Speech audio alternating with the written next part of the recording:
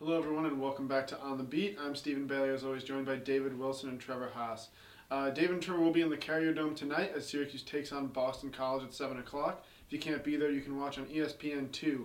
Earlier in the season, the Eagles gave Syracuse a real scare. They led Syracuse by 8 with about 8 minutes left, thanks to some great three-point shooting by Lonnie Jackson and the rest of the Eagles. So what do you think Syracuse has to do tonight to stop Boston College from threatening them again with these outside shots? Well, Boston College did a lot of what Syracuse wants. Syracuse wants people to take outside shots.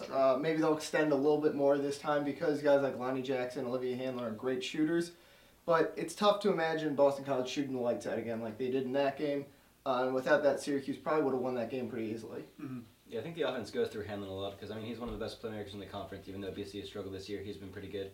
So if you can contain him and stop him from getting into the lane, that would really help him out, and Jackson won't get as many open looks.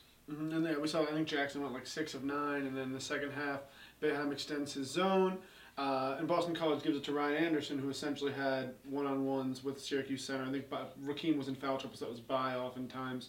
And speaking of Bai Musakita, he looks like he will dress tonight. He has not played in the last 2 games with a right knee sprain.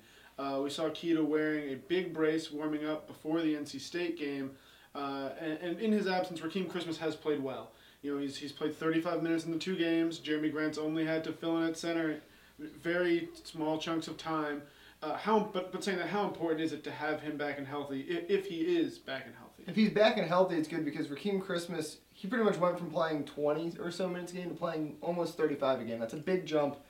He's been good in those 2 games, and he is a guy who can probably play about 30 minutes a game. But you'd like to be able to get by in there for 10 to 15 to give Rakeem Christmas a little bit of a break. Mm-hmm. Yeah, Jim Boeheim said that it was a blessing in disguise for Rakeem Christmas, so I really agree with that. I think Rakeem has blossomed a lot lately. Christmas gift. Oh, yes. Not too bad. A little late, but yeah, still relevant.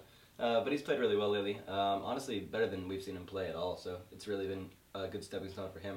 But I think having Kita back really does help to provide that second spark from the center position, because Kita, he's not the most skilled offensively, but he can play defense and chip in offensively periodically too. Mm-hmm. Coming off the NC State game, all things considered, if Syracuse should beat Boston College tonight, it should be a game that they win more easily than the last couple games.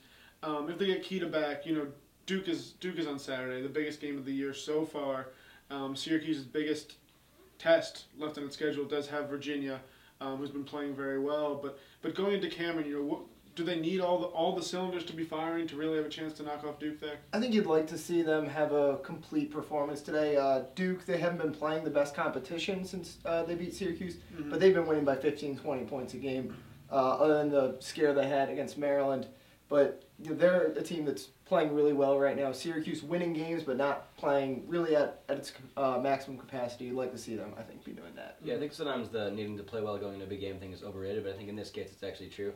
Because, if you're going in to play Duke, you need to be playing at your best, because Duke showed that what they could do last time. They could have easily won that game, probably should have, frankly. And now, if Syracuse has not played well the past 3 games, so if they need to play better, if they're going to play better, they need to start doing it tonight against BC. I would agree. So what are the predictions, guys? I think Syracuse wins relatively easily, 10 to 15 points. Yeah, I have Syracuse win by probably 10. They're just not built to blow teams out, but I do think in the second half we'll see the efficient Syracuse of old, not the team that shot 1 of 5 in the last 5 minutes. Yeah, I think State. Syracuse will finally play well and win by 10 to 15 also.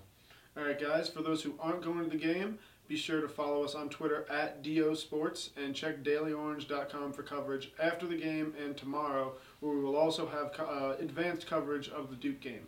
Thanks for watching.